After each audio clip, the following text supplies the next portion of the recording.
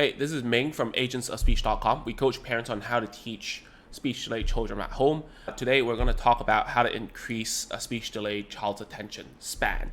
So the first thing is that we don't want to use any artificial attention. So what is artificial attention? Look over here, like turning the child's chin, turning their head to get them to look at you.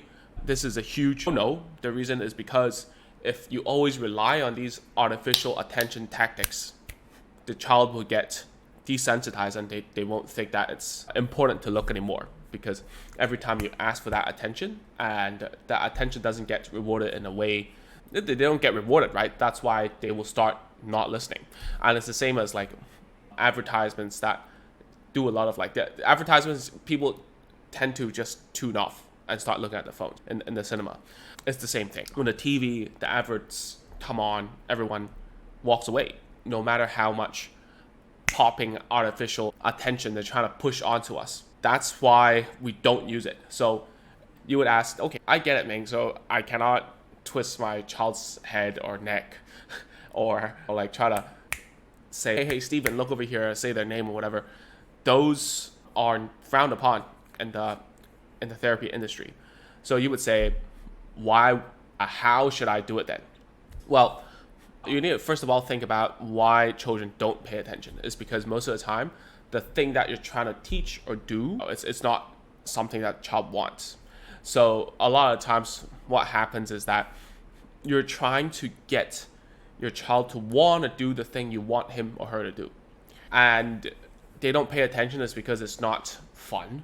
It's not interesting. So one of the ways that we get a child into the groove, especially those who are on the spectrum, is that we create a routine that is fun for the kid. So for instance, we can do some singing. Their favorite songs, we hold their hand and we sing it together, right?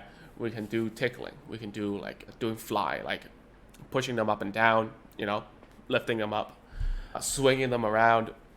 These things will create better attention because you're doing the same thing together and your child likes it. All right. A lot of times when your child is not paying attention is because you want something out of them and they can feel it and it's not rewarding for them. Whereas if you're giving something to them that they want, most probably you will get your child's attention. But the problem is when you do that, that attention doesn't mean you can use it to teach speech and language or behaviors or doing homework or whatever, right? How do we get their attention so that we can do the things that we want to do, right? After we got your child's attention, we need to transition into, okay, I can give you this, and at the same time, I want you to do this as well. So there's a trade involved. And anyone who tells you, hey, you shouldn't ask your child to do stuff, or we should follow their lead 100% when teaching language, that is just not sustainable, because every time you try your best to go into the situation with like, you turn on your Disney Channel, Mickey Mouse voice, whatever, right? You get their attention. But then when you try to teach, they just run off. So what happens is that you give what they want. And then you intercept you put in some little tasks that are very easy, number one. Number two is that they don't need to do anything because you can prompt them to do it. And then after they finish it, you do what they want to do again. So example would be, you are, I don't know, you're doing up and down, right? Do this a lot with children who are around the age of 2 and 2.5, because when they get to 3.5, it's really hard to lift off the floor. So at that point, what you want to do is you want to give a few rounds, or you could even use bubbles, to be honest. Anything that will create a routine that your child likes. You do it a few times for free. And then when you want to give more, you stop and then you tell them to do an action, a gesture. That is very easy. Like for instance, it might be like, say blow, do this gesture. And then you help them hold their hand and go like that. Oh, nice doing, blow. And then you blow some bubbles. Or you teach them up, right? Doesn't need to be 2 thumbs up. It could be like just up like that. And you hold their hand and prompt them to do that gesture. And your child will be more willing to listen, will be more willing to continue with you. And number 3, there's no risk involved on their end because you've done all the work for them. You gave the instruction, you prompted them, you finished the action for them, and then instantly you allowed the child to continue with the desirable activity, right? So you might say, okay, that's all fun and games, right? But then how I want my child to focus right now, because like one of the questions we get a lot at Agents of Speech is like, my child doesn't focus, they're about to get kicked out from school. And a lot of times parents want it like right now. I want them to focus right now, right? So there's no short game in doing this, okay? There really isn't.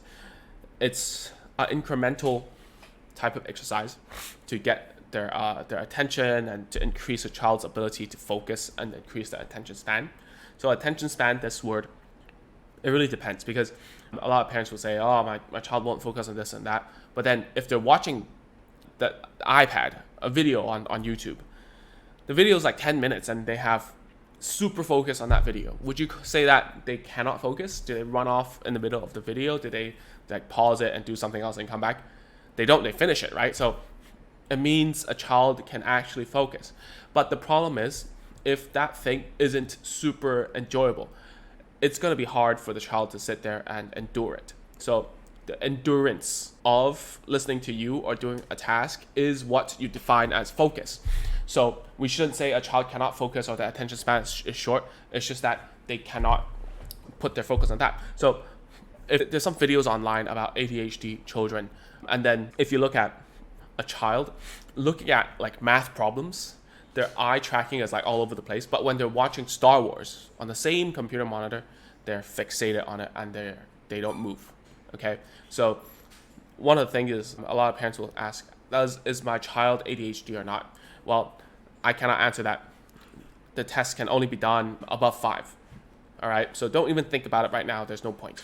To slowly increase a child's ability to focus, what we need to do is to do micro commitments, right? As I told you, every time you give them something, stop a little bit, pause a little bit, ask for something for them to do, preferably something that doesn't involve speaking just yet, just to get them to do something, pick something up, do an action, whatever, and then slowly increase that.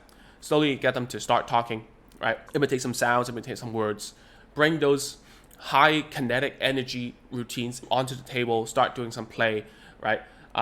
In the middle of play, add some words there, right? And then as you move along and your child can sit on the chair in front of the table, start thinking about, okay, can I use this play? And in the middle, I can do some homework or some tasks that resemble schoolwork, right? And then you use the play as a reward at the back. So later on, you make it into like a prolonged period of time where they're doing some work. Afterwards, they get to play.